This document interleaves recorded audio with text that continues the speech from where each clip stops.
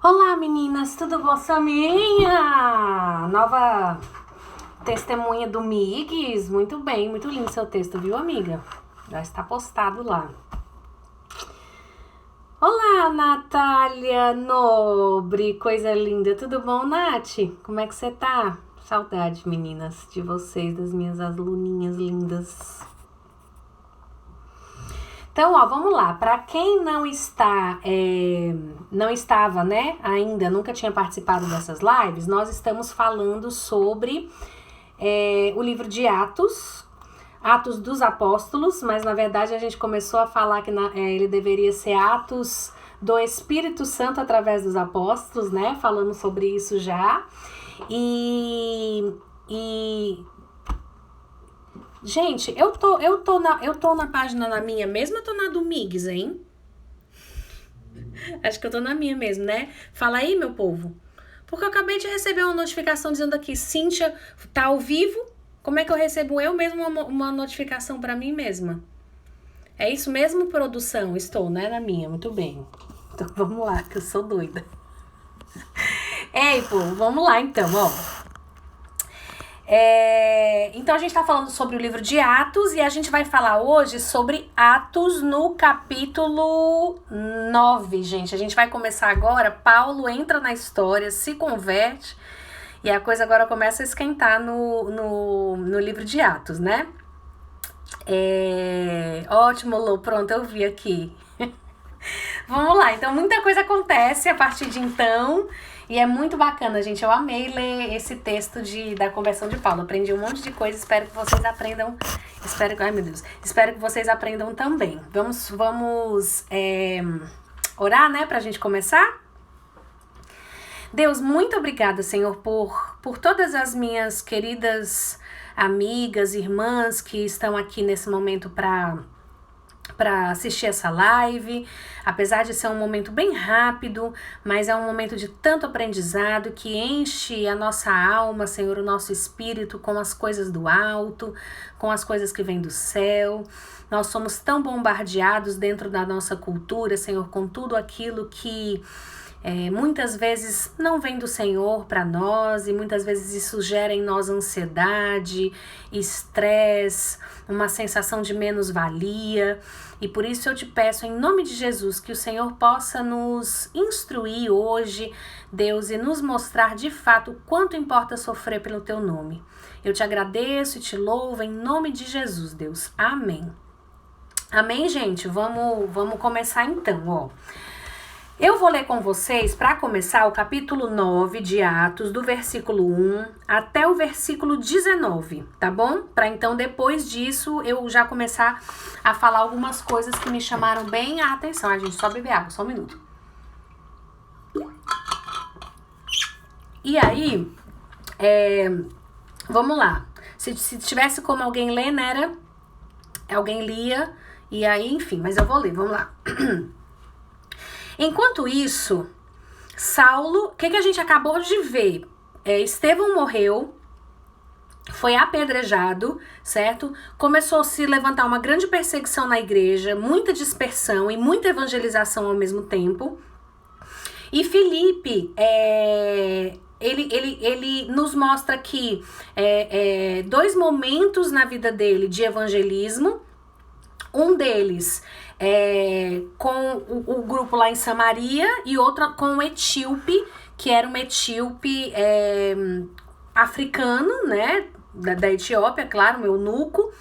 E esse cara se converte, ele é batizado, eles vão num lago que tem, num rio onde eles estão passando, ele é batizado e diz então que enquanto isso estava acontecendo, né? É a leitura que a gente vai começar agora. Enquanto isso, Saulo ainda respirava ameaças de morte contra os discípulos do Senhor. Dirigindo-se ao sumo sacerdote, pediu-lhe cartas para as sinagogas de Damasco, de maneira que, caso encontrasse ali homens ou mulheres que pertencessem ao caminho, pudesse levá-los presos para Jerusalém. Em sua viagem, quando se aproximava de Damasco, de repente brilhou ao seu redor uma luz vinda do céu. Ele caiu por terra e ouviu uma voz que lhe dizia: Saulo, Saulo, por que você me persegue? Saulo respondeu: quem és tu, Senhor? Ele respondeu: eu sou Jesus, a quem você persegue. Levante-se, entre na cidade, alguém dirá o que você deve fazer. Os homens que viajavam com Saulo pararam, emudecidos, ouviam a voz, mas não viam ninguém. Saulo levantou-se do chão e, abrindo os olhos, não conseguia ver nada. E os homens o levaram pela mão até Damasco. Por 3 dias ele esteve cego, não comeu nem bebeu. Em Damasco havia um discípulo chamado Ananias. O Senhor o chamou numa visão. Ananias, eis-me aqui, Senhor, respondeu ele. O Senhor lhe disse: vá à casa de Judas, na rua chamada Direita, e pergunte por um homem de Tarso chamado Saulo. Ele está orando. Numa visão, viu um homem chamado Ananias chegar e impor-lhe as mãos para que voltasse a ver. Respondeu Ananias: Senhor, tenho ouvido muita coisa a respeito desse homem e de todo o mal que ele tem feito aos teus santos em Jerusalém. Ele chegou aqui com autorização dos chefes dos sacerdotes para prender todos os que invocam o teu nome. Mas o Senhor disse a Ananias: vá, este homem é meu instrumento escolhido para levar o meu nome perante os gentios e os seus reis, e perante o povo de Israel. Mostrarei a ele quanto deve sofrer pelo meu nome. Então Ananias foi, entrou na casa, pôs as mãos sobre Saulo e disse: irmão Saulo, o Senhor Jesus me apareceu no caminho por onde você vinha, enviou-me para que você volte a ver e seja cheio do Espírito Santo. Imediatamente, algo como escamas caiu dos olhos de Saulo e ele passou a ver novamente. Levantando-se, foi batizado e depois de comer, recuperou as forças. Eu queria começar aqui. Gente, essa passagem é muito forte, né? É muito interessante porque a gente sempre vê testemunhos de pessoas, né? Quando às vezes a gente é convidado, vamos lá na igreja para ver o testemunho do fulano de tal, e às vezes é um testemunho muito parecido com esse aqui, né? Uma luz apareceu, caiu do cavalo, assim, coisas muito extraordinárias acontecem.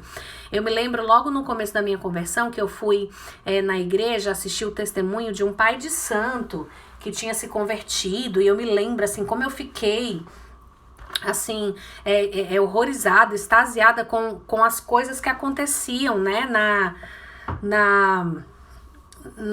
com as coisas que aconteceram na conversão desse pai de santo, e ele falava que ele tomava não sei quantos banhos de sangue, e que ele ouvia a voz do demônio falando com ele, e que ele, enfim, coisas, assim, né, umas aberrações, assim, extraordinárias. Ouvi também uma de um ex-traficante que levou não sei quantos tiros, e esses tiros pegaram, a arma estava apontada para ele, mas o cara atirou e nenhum tiro pegou nele. Então, assim, umas coisas assim que você fala, uau, né, a conversão dessa pessoa foi uau. E eu olhava para minha própria conversão e eu dizia: eu nunca me bi, nunca me droguei, nunca, né, tive nada assim, sempre fui uma boa filha, e o que eu posso contar da minha conversão? Então, assim, muitas vezes as conversões, elas são excepcionais, são conversões aonde você olha para aquela vida e fala assim, cara, tinha que se converter mesmo porque não tinha outra saída. E em outros momentos, não. Então, na conversão de Paulo, a princípio, quando a gente lê, a gente vê que existiu uma luz que brilhou. Lá existe um texto, gente, mais pra frente, quando Paulo é preso e ele tá diante do rei Agripa, ele conta essa conversão dele de uma forma mais detalhada. E lá no texto a gente vê que essa luz brilhou, que era meio-dia, tá? Então, brilhou mais forte do que o sol. Então, você vê assim, que o poder de Deus ali naquele momento brilhou mais forte até do que a luz do sol, né? Então, existem alguns elementos excepcionais na conversão de Paulo, como essa luz que brilhou, como o fato dele ter caído do cavalo. Ele escutou a voz, né, de Jesus claramente chamando o nome dele em aramaico. Ele fala isso lá no texto de Atos 26. E existem esses elementos que são excepcionais. Mas mesmo nas conversões aonde não existem elementos excepcionais, existem alguns elementos essenciais que precisam estar presentes, certo? Quais são eles?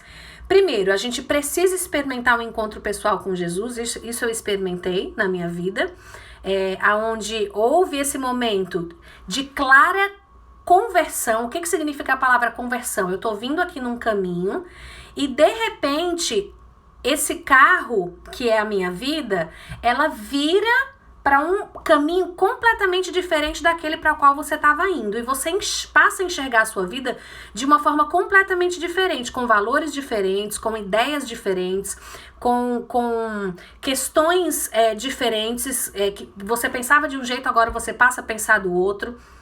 Então, esse encontro pessoal com Jesus, ele precisa acontecer, certo? Então, no momento de conversão, em todas as conversões, esses elementos essenciais precisam estar presentes. Em outro momento, outro elemento essencial seria você passar a se submeter a Jesus e se arrepender das coisas que você fez e que antes você achava que era besteira, né? E que você passa a olhar para trás depois desse encontro e fala, não, realmente eu tenho que pedir perdão para tal pessoa, eu preciso realmente ou pedir perdão ou perdoar tal pessoa, né? Sair, essa coisa que eu sinto não é realmente de Deus. Então, existem questões das quais você precisa se arrepender e precisa se submeter, né? Coisas na sua vida, valores e que antes você entendia como valores normais e que agora você sabe que não são. Existe uma gama de novos valores que passam a fazer parte na sua vida. E outra, você recebe um chamado para fazer parte do serviço dentro do reino de Deus, tá? Então, todos esses valores essenciais também estavam presentes na vida de Paulo. Não quer dizer, então, que você precisa ter uma conversão sobrenatural, de coisas excepcionais, mas coisas essenciais precisam estar presentes e a gente precisa se questionar se essas 3 coisas aconteceram na minha vida, né? E que eu posso dizer que eu realmente me converti. Uma é esse encontro pessoal com Jesus, onde você olha para trás e você passa a ver que você era uma pessoa e agora você é outra, né? Você se submete a Ele como Senhor e Salvador. Muitas pessoas se submetem a Ele como Salvador, é fácil, né? Se submeter a Jesus como Salvador, mas outra coisa é você se submeter a Ele como Senhor. Muitas vezes o Senhor manda e você obedece sem nem entender por que ele está mandando você fazer aquilo. Isso é se submeter a ele como Senhor também, né? Então, num ato de arrependimento e fé, e você, então, passa a servi-lo no reino dele, né? Como um vassalo realmente, onde ele é o rei daquele reino, e você é ali um escravo, um servo, tá? Então, isso aí precisa ter acontecido na sua conversão para você dizer, não, realmente me converti, eu tive esse momento de arrependimento, de onde a minha vida tomou um novo rumo, tá? Então, existe essa mudança que precisa acontecer. E aí, gente, algumas coisas interessantes a gente passa a se questionar, né? Essa conversão do Paulo, ela foi uma conversão repentina, né? Porque olha como Paulo era, tá? A gente já viu em alguns outros textos, tá? Eu vou citar somente esses textos, não vou ler novamente, porque senão fica muito cansativo e demora muito. Que na verdade não foi Paulo que se decidiu por Cristo, foi Cristo que se decidiu por ele, né? Então, e isso aconteceu nas nossas vidas também. A gente tem a impressão de, um dia eu resolvi ir à igreja. Não foi assim. Cristo se decidiu por você primeiro, né? Porque a gente já falou aqui que ele realiza em nós tanto querer quanto efetuar. Então, se hoje você resolveu ir para a igreja, esse querer já não é seu, ele vem de Deus, né? Porque a gente falou sobre isso, que nós somos inclinados ao mal, nós somos inclinados às coisas que não prestam, às coisas ruins. Então, quando a gente de repente resolve seguir a Deus, esse seguir a Deus não veio de mim. Foi Deus que realizou isso em mim, tá? Então, um primeiro momento na vida de Paulo, a gente precisa entender que Deus já estava de olho nele. Mas olha quem ele era. Ele tinha na mente dele, no corpo dele, no cérebro dele, na alma dele, uma condição mental de ódio e de hostilidade contra os cristãos. A gente viu lá no capítulo 6 e 7, quando a gente começa a ver a perseguição, a morte de Saulo e tudo, que as pessoas que mataram e apedrejaram Estevão Estevão, perdão, eles deixaram aos pés do Saulo, né, do apóstolo Paulo, as suas roupas, e diz que ele consentia na morte de Estevão.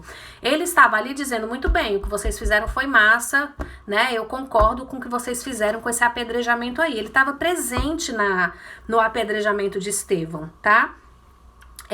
A gente viu que no capítulo 8, versículo 3, que ele continuava assolando a igreja, devastando a igreja, né, os cristãos. A gente viu aqui em Atos 9:1 que ele respirava ameaças de morte contra a igreja, contra os cristãos, que ele queria segurar os seguidores de Jesus em Jerusalém para acabar com eles ali. Tanto é que ele chega lá para o sacerdote, aqui no comecinho do capítulo 9, e pede cartas para que ele lá em Damasco, entrando nas sinagogas em Damasco, se ele encontrasse algum cristão que fizesse parte desse novo movimento, que até então eles não chamavam de cristianismo, mas eles chamavam de O Caminho, ele pudesse arrastar esses cristãos e trazer para Jerusalém para que eles fossem julgados e mortos lá, né? Ele persuade esse sumo sacerdote para que ele escreva essas cartas sancionando uma trama para trazer esses cristãos de volta, para que ele pudesse liquidar eles em Jerusalém. Então, na verdade, ele pediu aí para esses sacerdotes uma carta de extradição, né?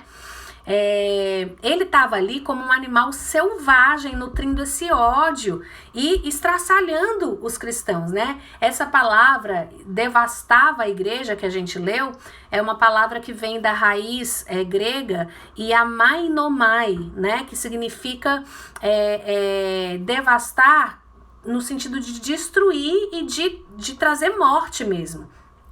Então, é muito lindo a gente ver, gente, que Paulo, ele se transforma de um lobo em ovelha e ele também se transforma de perseguidor em perseguido, de perseguidor em pastor. E só Deus pode fazer isso na vida de alguém, tá? Foi a graça soberana de Deus sobre a vida dele. Só que a gente se pergunta assim, isso aconteceu de repente? Não, a resposta é, não aconteceu de repente. Ninguém se converte assim de uma hora para outra. Tá? Existem elos, existem coisas que Deus vai colocando na nossa vida e que vão acontecendo que levam a gente a esse momento de conversão. Jerusalém para Damasco, gente, dista mais ou menos 240 quilômetros. E a gente diz que a gente viu no texto que ele estava chegando em Damasco quando esse evento todo acontece. A luz brilha, ele cai do cavalo e tudo mais, né? E é interessante que ele, que estava indo para Damasco numa posição de cruel e de perseguidor e de muito cheio de justiça e com armas na mão, ele entra em Damasco sendo segurado pela mão, guiado pela mão, porque diz que ele passa a não ver e as pessoas que estão com ele têm que segurá-lo pela mão para ele ser guiado, porque ele não enxergava, humilhado, cego e capturado por Cristo. Ele foi para capturar os cristãos e voltou, né, e chegou e entrou em Damasco completamente capturado por Cristo. Houve essa luz que resplandeceu nas trevas de Paulo. E aí a gente se pergunta se essa conversão aconteceu de repente. A resposta eu já falei não aconteceu de repente, porque quando ele vai explicar lá diante do rei Agripa como é que tudo isso aconteceu, e a gente ainda vai chegar lá, né, no capítulo 26, lá ele diz assim, que Jesus disse para ele que não adiantava ele resistir ao agrilhão, porque isso só lhe traria dor. E essa palavra agrilhão, gente, significa esporas ou chicotes. Olhando na tradução do original, é como se Jesus estivesse dizendo que ele era como um touro bravo, que estava ali todo amarrado e sendo chicoteado com esporas, né? E ele resistia a essas esporas e essas amarras, ia ser muito doloroso para ele. Então, o que Paulo está nos dizendo aqui? Que ele já vinha lutando contra ele mesmo nessa ira e nesse ódio que ele sentia pelos cristãos. E aí é um ponto interessante isso. Por quê? Porque a gente vê, gente, muitas vezes pessoas fanáticas e que nutrem um determinado ódio ou uma determinada compulsão por um determinado assunto, e a pessoa só fala disso, ela só entende disso. Se você sentar na mesa para falar com ela, ela só fala daquilo. Ela nutre um ódio, uma ira dentro dela que chega a ser algo irracional, que era o que a gente vê aqui na vida de Paulo. E é interessante que eu estava lendo aqui nos estudos que Paulo, ele provavelmente tinha a mesma idade de Jesus, né? A gente sabe que Jesus, na vida dele, enquanto aqui na Terra, ele esteve em Jerusalém durante 3 vezes. E existem algum grupo de teólogos que acham que, inclusive, em algum momento, o olhar dele pode ter se cruzado com o de Jesus, ele pode, inclusive, ter testemunhado algum dos milagres que Jesus fez, né? Isso não tá na Bíblia, tá certo? Mas os teólogos acham que isso é perfeitamente possível, porque Jesus ficou muito famoso, né, em Jerusalém, num determinado momento da vida dele. Todos falavam a respeito de Jesus e das coisas que ele estava fazendo, e com certeza Paulo, que era um estudioso e que era um homem muito influente dentro de Jerusalém, estudou inclusive com Gamaliel, que era um dos 70 anciãos, né, que a gente já viu que foi aquele homem que disse assim: gente, se esse movimento for de Deus, vai continuar e não tem nada que a gente possa fazer, mas se não for de Deus, vai morrer. Tá? Então Gamaliel era um dos professores de Paulo. Então Paulo, muito provavelmente, na vida dele, ele teve algum encontro com Jesus, ou os olhares dele se cruzaram, tá? E se não teve encontro, ele com certeza soube dos milagres e das coisas maravilhosas e dos sinais que Jesus vinha fazendo, tá? E não é normal que uma pessoa nutra um ódio tão grande se lá no fundo ela não tem uma certa curiosidade por aquele assunto. Gente, vocês já ouviram quando pessoas dizem assim: ai meu Deus, eu tenho... tem tanto, por exemplo, eu vou dar um exemplo, tá, gente? Tem tanto ódio por homossexuais e por gay que só pode ter uma queda por isso. Vocês já ouviram gente que fala isso? Isso faz um certo sentido, porque se você só fala daquilo e nutre um ódio por aquilo, e aquilo faz parte daquele assunto, e você só fala daquilo, é porque na verdade existe algo muito mal resolvido dentro de você em relação àquele determinado assunto, tá? E aí, o livro, tá, de Atos, gente, eu não tiro isso da minha cabeça não, tá? Eu sigo esse livro aqui, que é o livro do John Stott, né, que é um teólogo muito, muito bem embasado. E ele fala que o Jung, que é um psicólogo, né, o psicólogo Jung, ele diz assim, que o fanatismo, ele só é encontrado em quem está compensando dúvidas secretas. Certo? Então, Paulo, ele estava sendo incomodado no seu interior com esse cristianismo que ele tinha curiosidade, mas ao mesmo tempo não entendia. E esse ódio, na verdade, esse fanatismo da perseguição de Paulo em relação aos cristãos, traía a sua crescente perturbação interior. É isso que o Stott diz e eu concordo com isso. Então, uma coisa que me chama a atenção é que muitas vezes, quando a gente conversa com alguém e a gente nota assim, uma repulsa daquela pessoa pelo cristianismo, pelos assuntos de Deus, é uma pessoa que está sempre com ódio, muito provavelmente ela luta muito dentro dela em relação àquilo, e eu creio que Deus já está trabalhando na vida daquela pessoa, tá? Então, provavelmente, a conversão de Paulo não foi repentina, tá? Foi um trabalhar de Deus na vida dele, como o próprio Paulo diz, que Deus me dizia que eu não devia resistir aos agrilhões porque aquilo me traria dor, tá? Então era algo com a qual ele já lutava.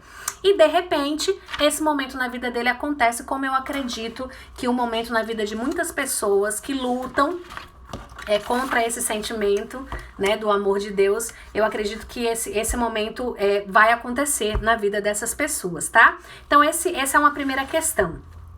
É muito interessante, muito lindo também ver, gente, que Ananias, que era esse discípulo que estava em Damasco e que provavelmente seria uma das pessoas a quem Paulo estava indo para perseguir, né? Ele chega para Deus e diz assim: não, peraí, tu tá me dizendo para eu encontrar aquele cara que a gente estava sabendo que lá em Jerusalém matou um monte de gente, né? Ele fala para Deus das suas questões e das suas dúvidas, né? E ele diz assim, ele chegou aqui, Deus, Jesus, né? Com autorização dos chefes dos sacerdotes para prender. Ele tá vindo para cá provavelmente para me prender, né? E aí só que o Senhor diz para ele assim, vai. Diz assim, vá. Este homem é meu instrumento. Ele diz assim, ô Ananias, entende uma coisa. O que eu pedi para você fazer, você simplesmente vai e faz. Você não tem que estar questionando nada, certo? Eu não sou seu senhor, você não é meu escravo, meu servo. Então você tem que fazer o que eu estiver mandando você fazer. E aí ele diz, eu tenho um chamado para a vida do Paulo, para a vida do Saulo. Este homem, ele está falando sobre Saulo aqui, é meu instrumento escolhido para levar o meu nome perante os gentios e os seus reis e perante o povo de Israel. Mostrarei a ele quanto deve sofrer pelo meu nome. E a gente vai ver aí no livro de Atos, gente, que Paulo sofreu um bocado, né? Ele foi açoitado, ele foi preso, ficou naufragando não sei quantos dias no mar, com medo de morrer, foi apedrejado e dado como morto quase, tá? A gente vai ver muito isso aí ainda nos próximos capítulos de Atos. Então, de fato, Jesus mostra para Paulo quanto deve sofrer pelo nome dele, né? E aí diz que Ananias simplesmente foi e obedeceu. E glória a Deus pela obediência de Ananias, que Paulo se tornou quem ele foi e deixou pra gente escrito a grande maioria dos livros do Novo Testamento, né? Que foi Paulo que escreveu e por isso a gente tem acesso a todos esses livros nas nossas mãos e para nossa leitura, por conta da obediência de Ananias, apesar do medo que ele sentiu. Porque ir de encontro e encontrar Paulo era um suicídio, era como se entregar à polícia, né? Vim aqui, sou cristão, sabendo que aquele estava ali para matá-lo. Mas Ananias obedeceu, simplesmente obedeceu, crendo que aquilo que Deus tinha para a vida do Paulo era real e ia se cumprir. Né? Então, e muito lindo como ele chega para Paulo, ele não chega e diz assim, ô Saulo, vim aqui, viu? Tô aqui com medo de ti, não vou chegar nem muito perto, não, pelo contrário, ele chega, né, diz lá no versículo 17, que entrou na casa onde o Paulo estava, pôs as mãos sobre Paulo e disse, irmão Saulo, sem nem saber quem ele era, ele já chamava ele de irmão, né? Olha, eu nem sei quem você é. Na verdade, eu sei que você era aquele que estava vindo aqui para me matar, né? Me prender, me perseguir. Mas eu sei que Jesus apareceu para mim, disse que eu viesse aqui, e eu nem sei o que ele vai fazer na sua vida, mas eu já lhe considero meu irmão. Né? E ele diz, irmão Saulo, o Senhor Jesus que apareceu no caminho por onde você vinha, enviou-me para que você volte a ver e seja cheio do Espírito Santo. Então, essa receptividade com que Paulo, que era um perseguidor, foi recebido na comunidade, é muito linda também, né? E a gente precisa receber, gente, na comunidade, as pessoas de forma mais aconchegante do que o mundo tem recebido as pessoas. O mundo, de certa forma, recebe as pessoas de uma maneira muito mais aconchegante do que nós cristãos recebemos, sabe? E a gente precisa aprender a não julgar e simplesmente receber, e simplesmente tratar bem, e simplesmente chamar de irmão, porque o que Deus vai fazer na vida daquela pessoa, só Deus sabe. A gente não pode julgar, a gente não tem esse poder de julgar, a gente precisa simplesmente receber. Né? E essa foi uma palavra que falou muito comigo essa semana, né? Desde que eu estava estudando, porque muitas vezes a gente só quer julgar pelo que a gente vê, a gente não sabe o que Deus está fazendo no coração daquela pessoa, a gente julga, fala mal e pronto, né? Mas o mundo trata as pessoas bem, entre aspas, é um bem entre aspas, né? Até que o diabo possa dar o seu troco. Mas de uma forma muito tentadora, o mundo tem recebido as pessoas muito bem. E a gente, como igreja, precisa receber as pessoas muito melhor do que o mundo tem recebido, certo? Então, esse foi um texto que falou muito comigo. E aí, gente, eu já tô falando há 30 minutos, né? Porque tem bastante coisa ainda pra gente falar aqui no capítulo 9. Vou tentar passar aí mais uns 5, 7 minutinhos, tá certo? Pra gente terminar. E aí, o que acontece, tá? Eu não vou ler, mas eu vou falar aí da história. O Saulo, ele chega em Damasco, ele fica em Damasco, certo? Por alguns dias com os discípulos. Logo ele começa a pregar nas sinagogas, então a gente vê que houve aí uma busca por crescimento, tanto é que Ananias, quando chega lá na casa onde ele tá orando, ele tá em oração e tá em jejum há 3 dias. Então era um novo convertido aqui, mas que logo procurou se aprofundar nas coisas de Deus, né? E logo ele começou a pregar nas sinagogas. A gente precisa crescer, meu povo, na fé. Às vezes a gente conhece gente que se converteu há 10, 15 anos, mas continua do mesmo jeito. Não cresce, não ensina, não se propõe a estudar enfim, eu já falei sobre isso aqui, né? A gente precisa parar de se acostumar com leite e comer feijoada, certo? Então, a gente precisa buscar as coisas de Deus e buscar se aprofundar nas coisas de Deus. A gente geralmente fica muito como criança levada pelo vento, né? Mas a gente precisa se aprofundar nas coisas de Deus, e foi isso que aconteceu aqui com Paulo. Claro que todos ouviam e escutavam meio perplexos, né? Porque até então eles ainda comparavam Paulo com quem ele era, com quem ele foi. Eles sabiam que ele era um perseguidor e matava cristãos e tudo mais. Então, a gente vê aqui que todos os que os ouviam ficavam perplexos e se perguntavam: esse não é aquele que estava vindo para cá para matar a gente, né? Então eles ficavam perplexos. Mas as ações de Paulo e os frutos que ele dava provavam que a árvore tinha mudado, né? E estava dando novos frutos. E aí, a gente vê lá no versículo 23 assim, ó: decorridos muitos dias, tá? Na verdade, não foram muitos dias, foram 3 anos. Porque Paulo, ele sai de Damasco, ele vai para a região das Arábias, diz que ele fica lá durante alguns anos, provavelmente estudando, se aprofundando, e volta para Damasco depois. E nessa volta dele é que os judeus começam a decidir por matá-lo, tá? Isso tá lá no versículo 23. Como é que eu sei disso? Porque lá em Gálatas 1, versículos 17 e 18, Paulo explica melhor isso aqui. Então ele se converte, ele fica em Damasco durante um tempo, depois ele se retira para a região de Tarso, tá? Fica lá durante 3 anos, volta para Damasco, os judeus aqui tentam matá-lo, aí até que uns discípulos dele fazem ele escapar, porque as pessoas que queriam matá-lo, se você ler aí a continuação do texto, ficavam na porta da cidade esperando ele passar, porque a qualquer momento iam pegar, capturá-lo para matá-lo.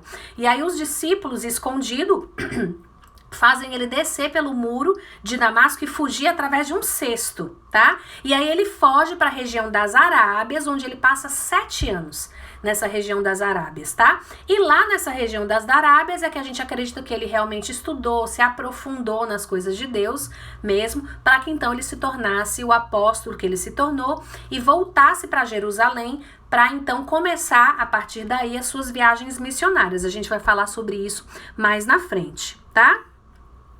Então, lá no versículo 31, a gente diz, para terminar, que a igreja passava por um período de paz em toda a Judéia, Galileia e Samaria. Ela se edificava e, encorajada pelo Espírito Santo, crescia em número, vivendo no temor do Senhor, tá?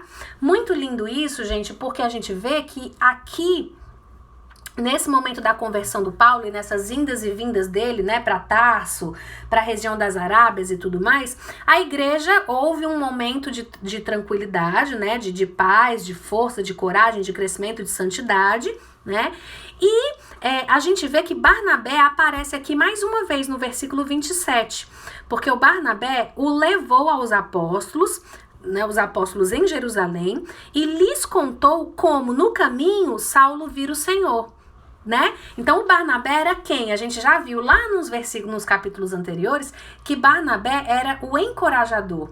Então, enquanto a igreja estava pensando que Paulo era um perseguidor e todo mundo estava meio assim ressabiado olhando para ele, Barnabé, que era esse encorajador, chega e fala: não, meus irmãos, vamos aqui, eu vou contar para vocês o que aconteceu. Olha, Paulo realmente era um perseguidor, mas ele se converteu, e eu creio realmente na conversão dele. Eu tenho visto esses frutos lá em Damasco, eu vi isso, ele estava realmente pregando e tudo mais. Alguns discípulos inclusive desceram com ele no muro e tal, porque as pessoas estavam procurando matá-lo, os judeus e tal. Ele realmente se converteu, isso é real.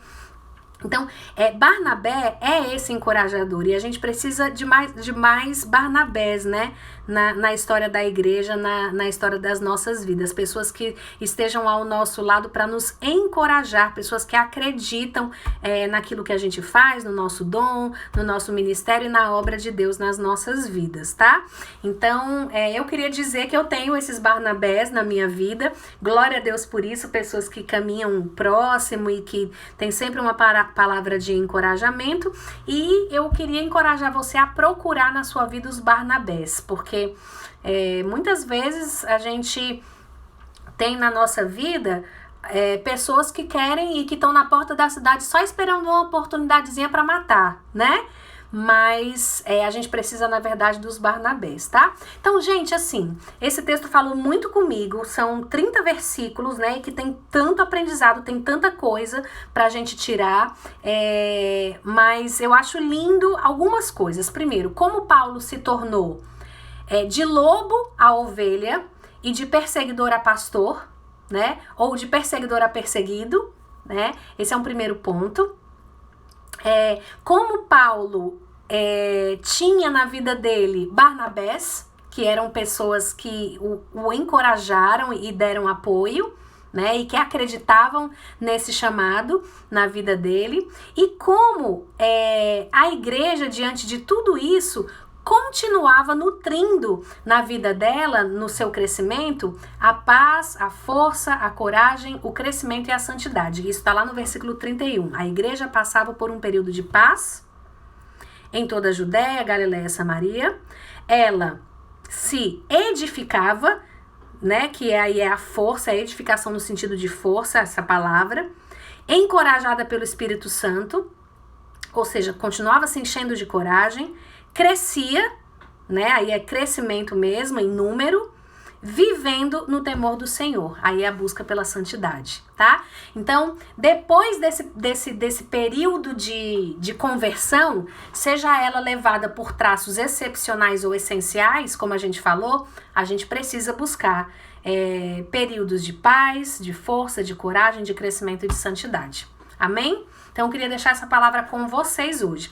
Nós não terminamos ainda o capítulo 9, tá? Porque o capítulo 9, na verdade, termina lá no versículo 43. Existe um trechinho final aqui que fala sobre Enéas e Dorcas, que eram mulheres que trabalhavam na igreja, tá? E eu vou falar sobre esse trechinho aí na próxima live. De repente, a gente já continua também no capítulo 10, tá bom?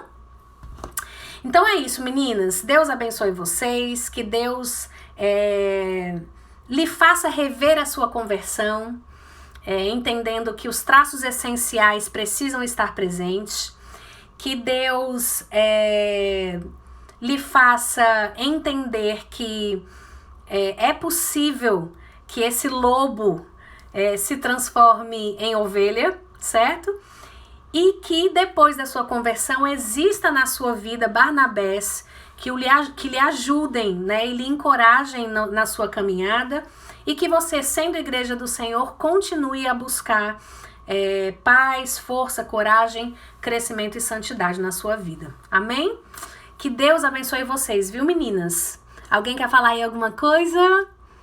Deus abençoe vocês, e vamos terminar com uma oração, né?